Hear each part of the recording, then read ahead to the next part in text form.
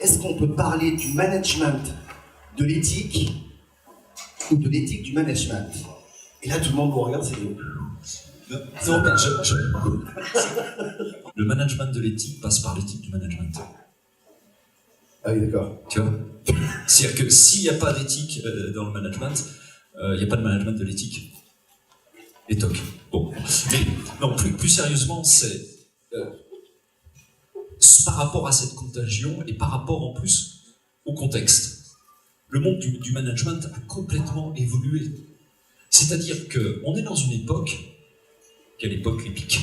C'est très intéressant d'ailleurs, Violaine Delabigne qui faisait sur France Info quelle époque épique, est passée, et ça rejoint ce que tu dis sur l'extérieur, est passée sur Néoplanète pour faire une émission qui s'appelle Quelle époque éthique.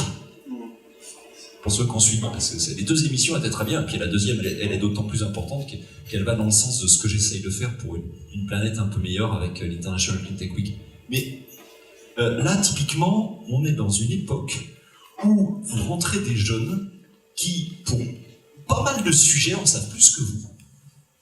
Et ça, c'est assez unique, globalement, majoritairement, quand, dans l'histoire de l'humanité, quand il y avait des jeunes, ils savaient moins que les anciens.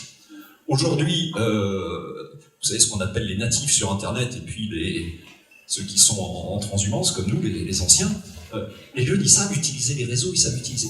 Première chose. Deuxième chose dans la transformation du monde, c'est la communication. Avant, l'information était le pouvoir. D'accord? Ça, c'est terminé, parce que l'information, ils l'ont avant vous. Tout se sait très très très vite. D'où l'importance de l'éthique, parce qu'effectivement, dès qu'il y a quelque chose qui ne va pas, essayez de le protéger.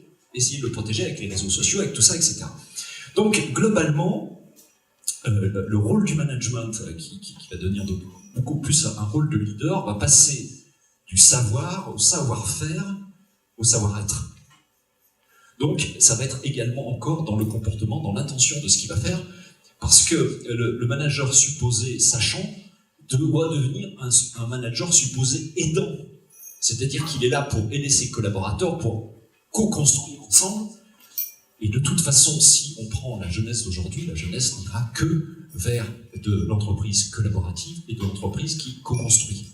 Donc là aussi, il faut vraiment que le management change sa façon de voir les choses. Et le management top-down, où je sais et tu vas faire, c'est un peu terminé.